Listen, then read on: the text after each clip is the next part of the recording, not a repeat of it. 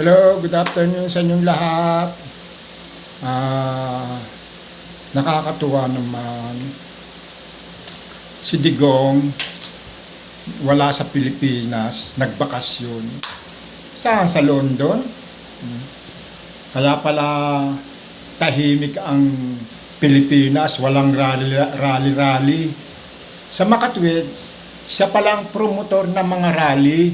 Tumasok yung aking kanin na kinain. Actually, kakakain-kain ko lang. Kaya pala, nagkakagulo laging mayroong rally dito sa Pilipinas dahil siya ang promotor ng mga rally. Si Digong pupunta ng London. Nakapagtataka. Siguro naman baka hindi naman pumunta yan sa London. Baka sa Chinese. Nakapagsunduan na naman sa presidente ng Chinese. Siyempre, kukunin siguro yung bayad ng Spratly Island. Alam mo naman si Digong. Yan. May konting gimmick. Ganyan talaga. Imbis na makipagkasundo at makipag-ayos sa ating bagong Pangulo, dapat tunutulungan niya dahil siya ang may experience bilang isang Pangulo. Yan. Hindi yung laging inaaway niya ang ating Pangulo. Dapat makipag-ayos siya. Tulungan niya ang ating bagong Pangulo na si BBM. Na gumbasta, tunulungan sa Spratly Island, sa Scarborough Oceans, sa West Philippine Sea. Dapat tulungan niya kung paano masosod ang ating bansa. Dahil ang ating Spratly Island at ang mga West Philippine Sea, kailangan natin yan dahil nahandyan nakasalalay ang ating bayan, ang Pilipinas. Kasi iyan ang pinakamalaking deposito ng ating langis. Diba? Mumuta ako. Bayan. Hindi yung sinasabi magrarally siya, nimumura niya ang ating presidente.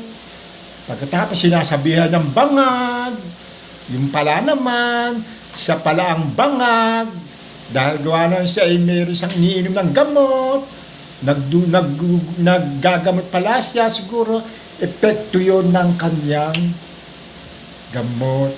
Kaya laging siyang nakaganyan, ganyan, kung magsalita ay parang alam mo si Digong, gusto ko yan noon. Pero yung bandang huli, naku, para akong wala na. Dismayado na ako. Hindi na maganda ang kanyang takbo ng kanyang pag-iisip sa ating bagong Pangulo. Dapat tunutulungan niya, lalo niya yung kanyang mga anak. Dapat tunuturuan niyang huwag niyong gawin yan. Ganun dapat. Tignan mo yung ating mga nakaraang mga presidente. Hindi sila namamakailang. Dapat tunutulungan nila ang ating presidente. Hindi yung inaakusahan niya ng paninira, keso adik, keso bangag, nimumura. Dapat hindi ganun. Paano masosolve ang Pilipinas? Paano masosolve ang ating bayan? Diba? Digong, magbago ka na.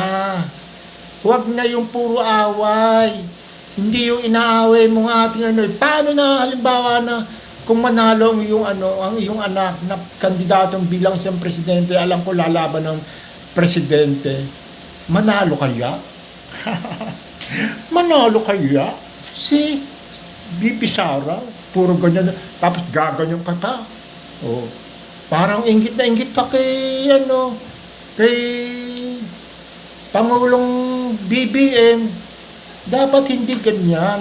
Turuan mo yung mga anak mo, hindi yung inaaway mo si Pangulong Marcos.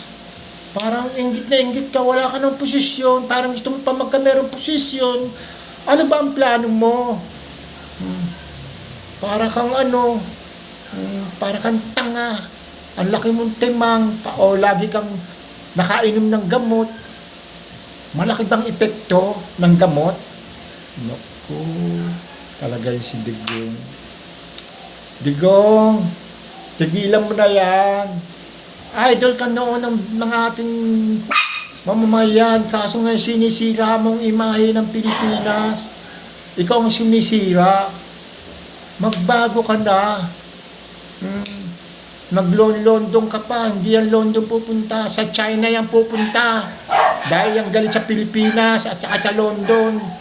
Ang gusto niyan, China. China ang gusto niya. Kukunin niya ang kanyang parte sa Sparkly Island. Naku, huwag kayong maniniwala mga vloggers. Mga vloggers, totoo yan. Pupunta yan ng China para ma-withdraw ang kanyang perang inaasam-asam. O diba? Sige, paano yan mga kababayan?